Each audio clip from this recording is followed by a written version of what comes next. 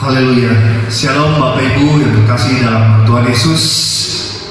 Kembali pada pagi hari ini melalui ibadah online ini kita percaya dimanapun Bapak Ibu berada, saudara-saudara berada, Tuhan Yesus ada di tengah-tengah kita. Mari kita bersyukur pada Tuhan karena pada sampai hari ini kita masih boleh melakukan ibadah ini walaupun secara online, tapi kami percaya suatu saat kita akan kembali dipertemukan di tempat gereja kita masing-masing.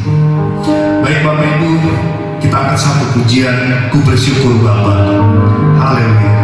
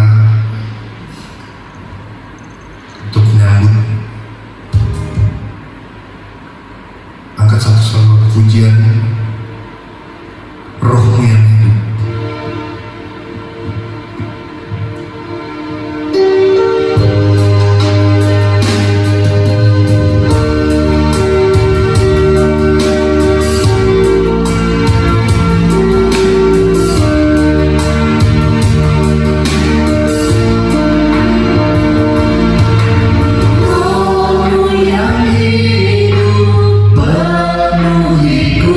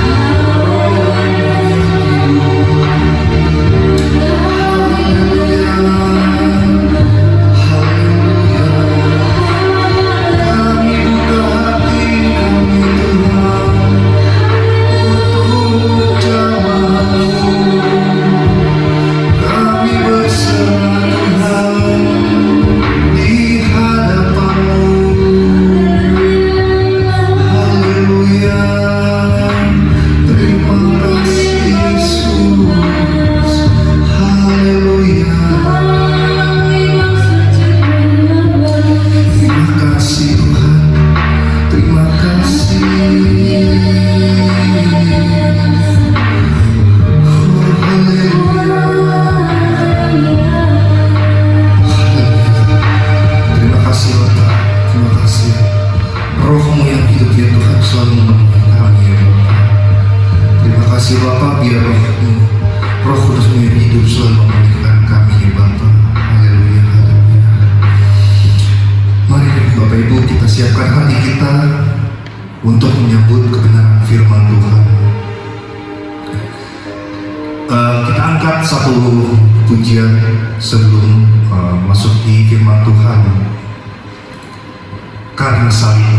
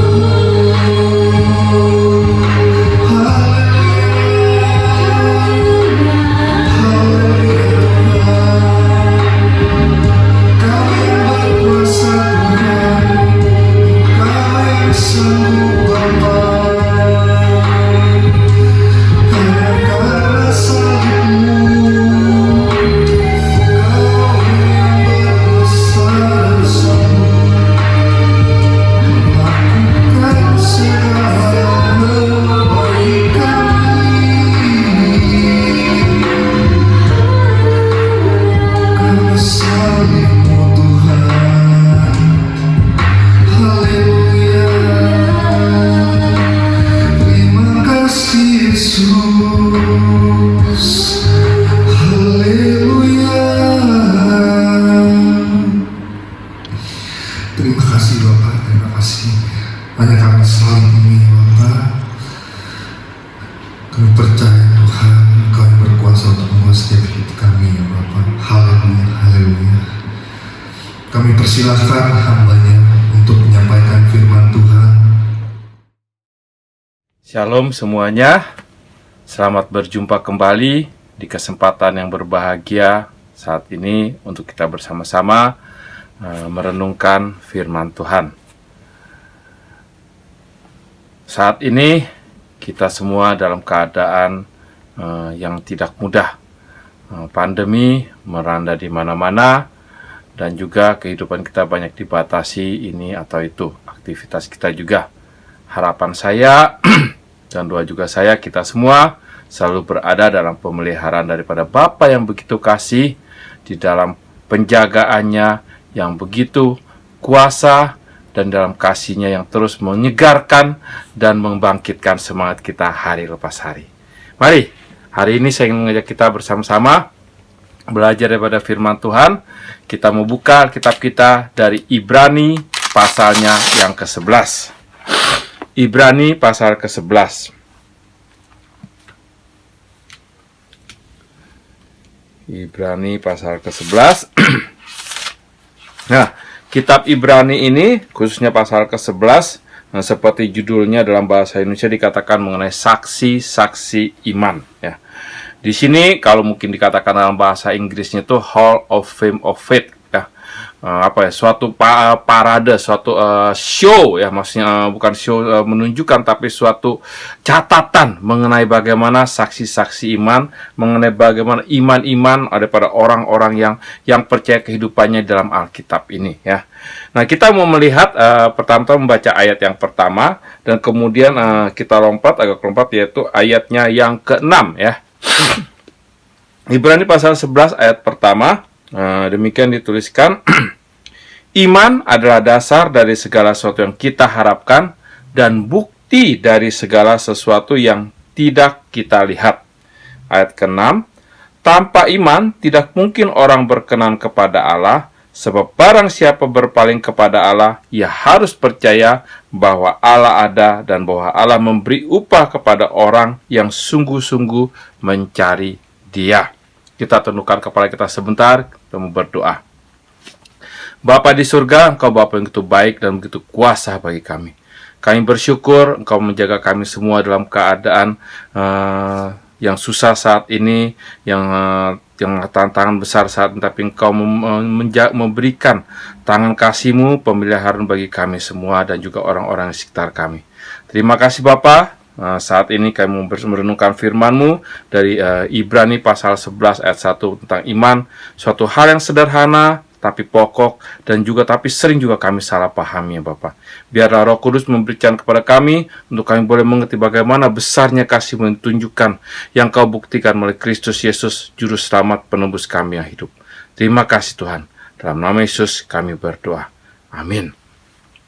Nah, hari ini kita mau berbicara, kita mau melihat mengenai iman.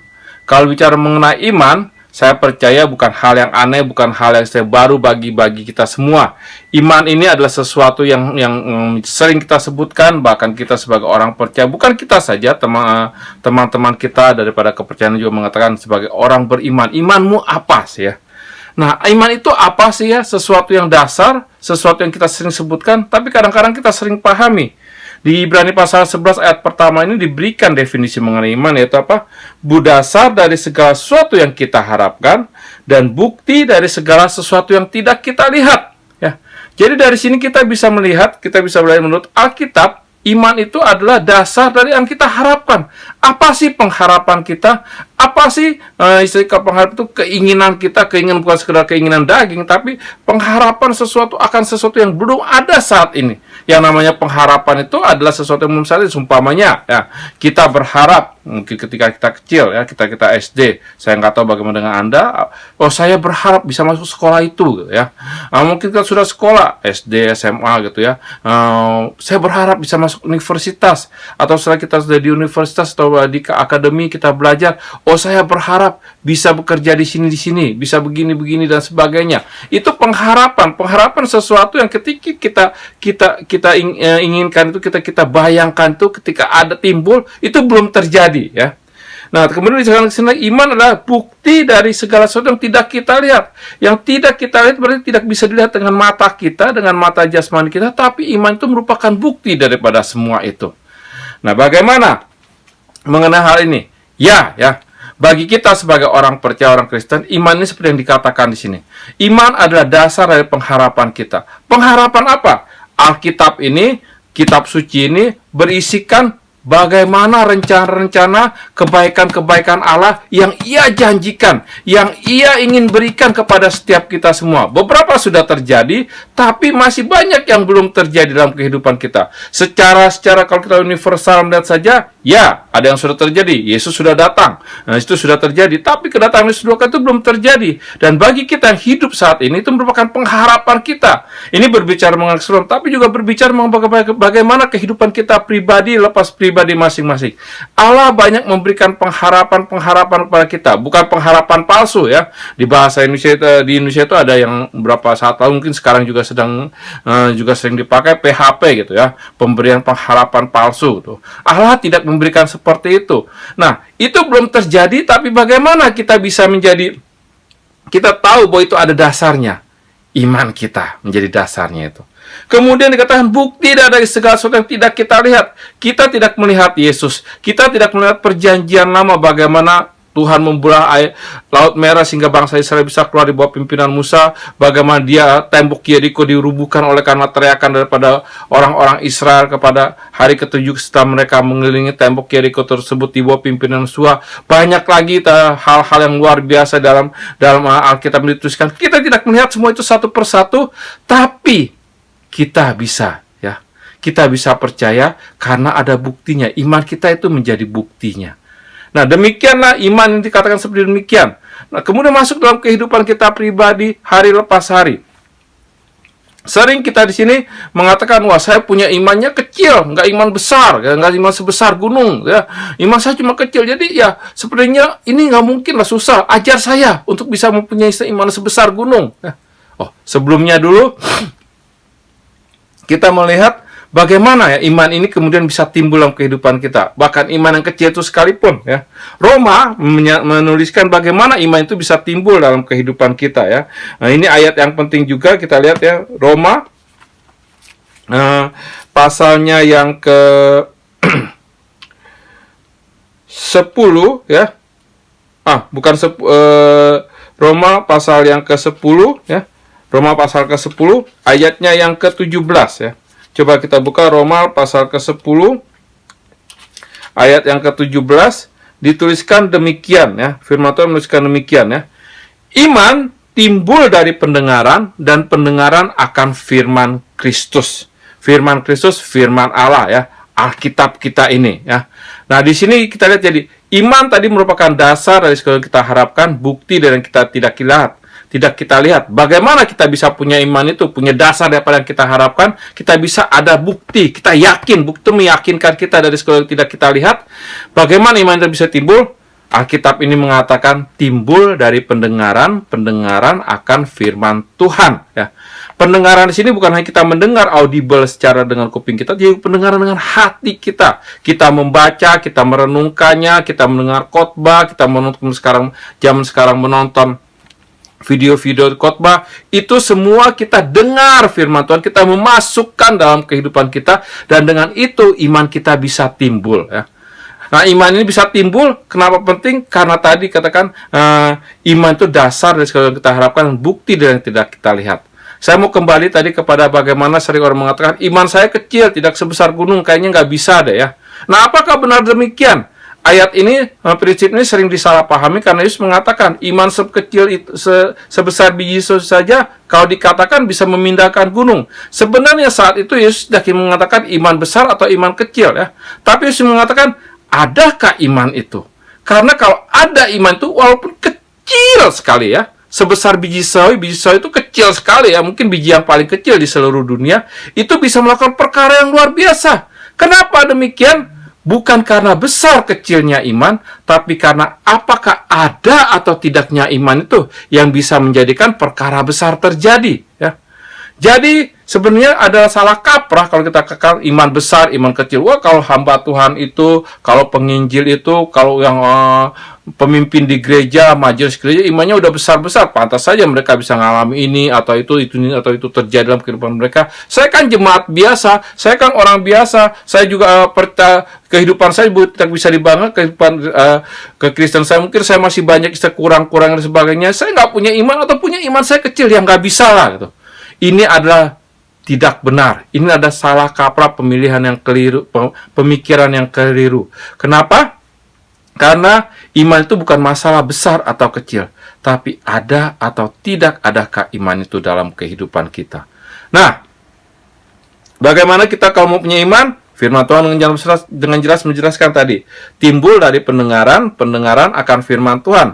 Jadi kalau kita mau punya iman, kita perlu mendengarkan firman Tuhan, kita perlu mendapatkan masukan tentang ada prinsip-prinsip kebenaran firman Tuhan ini, sehingga iman kita bisa timbul. Ya. Nah di sini iman yang timbul itu bukanlah iman yang universal untuk semua, tidak ya.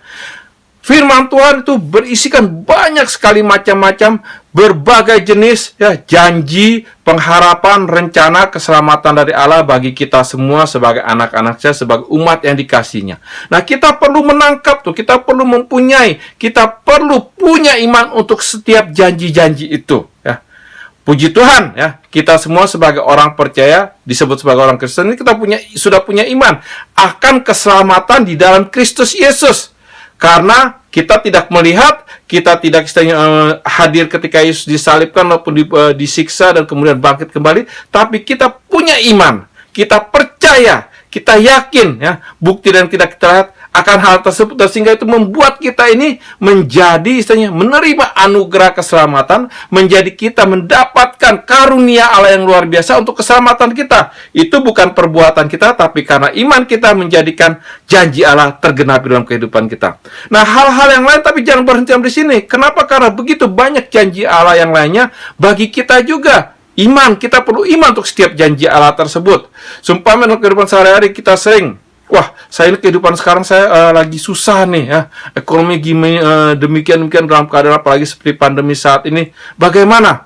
Punya iman ya. Bagaimana punya iman? Baca firman Tuhan tentang bagaimana Allah menginginkan kita hidup ini berkelimpahan. Ingat, berkelimpahan bukan berarti kaya dan bisa berfoya-foya. Berkelimpahan artinya kebutuhan dalam kehidupan kita ini cukup, tercukupi, dan seperti namanya melimpah itu ada yang keluar, yang bisa dibagikan, yang bisa disiarkan dengan yang lainnya. Itu hidup berkelimpahan ya. Salah kalau orang Kristen sering bilang, oh hidup berkelimpahan artinya mewah-mewah, kaya, punya mobil 3, punya rumah 5 dan sebagainya.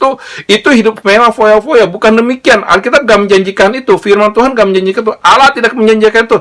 Tapi Yesus menjanjikan, Yohanes pasal 10 ayat 10, aku datang supaya mereka, domba-dombanya, kita semua, mempunyai hidup. Hidup kita sudah bersyukur, kita diselamatkan. Tapi Yesus sampai di sana, Yesus mengatakan, hidup dalam kelimpahan. Kelimpahan yang berarti kita cukup, dan kita ada bisa dibagikan dengan yang lainnya. Nah, kita perlu iman akan hal tersebut, punya iman hidup berkelimpahan di dalam Tuhan. Bagaimana? Baca firman Tuhan, janji-janji seperti demikian. Di bagian yang lain lagi, di Mazmur dikatakan, teruskan, bahwa anak-anak meja daripada orang benar itu akan dipenuhi dengan makanan. Ya. Kemudian Daud juga mengatakan, aku dalam hidupku tidak pernah melihat bahwa orang benar itu akan kesusahan. Nah, kita mungkin tidak seperti demikian, tetapi kita perlu punya iman, pengharapan akan janji Allah ini, dan bukti, belum terjadi, tapi kita menjadikan itu yakin akan janji Allah ini. Ya. Begitu banyak saya percaya kalau kita masing-masing mau menyaksikan bagaimana kelimpahan, bagaimana penuhan Allah akan kebutuhan kita masing-masing pas pada saatnya. Ya. Nah, iman akan apa hal lagi? Iman akan kesembuhan. Ya. Mungkin beberapa di antara saudara di antara jemaat Tuhan sedang mengalami satu sakit yang kronis, yang parah dan sebagainya. Firman Tuhan punya janji Tuhan juga demikian.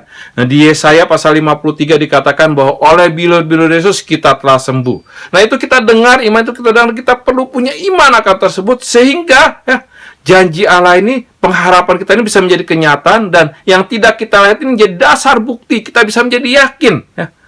Demikian ya, begitu banyak janji-janji lain, banyak hal-hal lain, kebenaran-kebenaran lain, dan untuk semua itu kita perlu punya iman masing-masing atas hal-hal tersebut.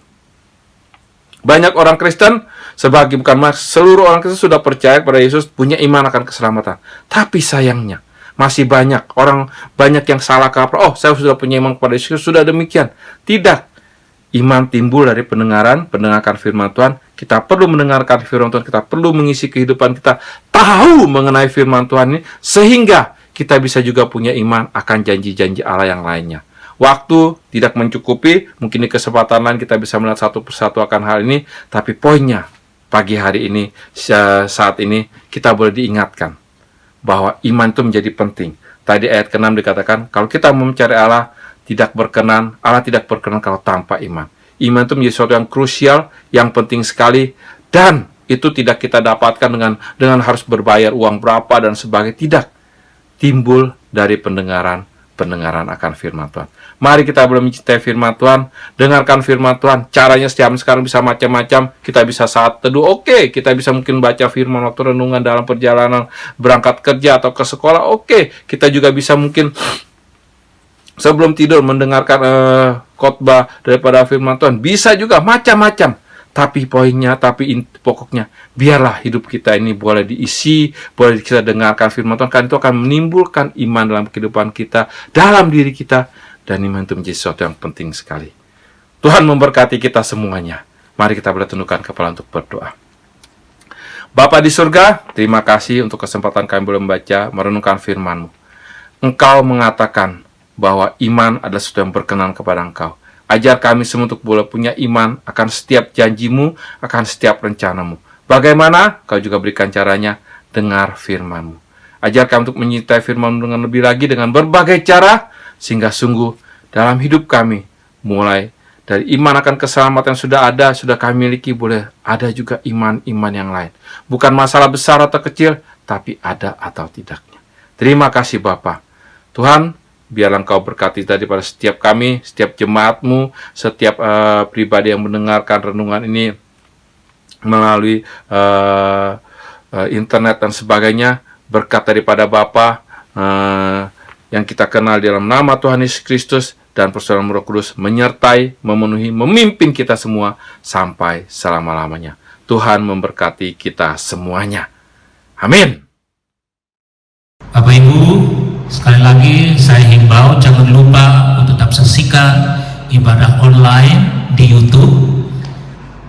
GBI Taman Surya 1 akan selalu tampil setiap hari Minggu jam 9 pagi.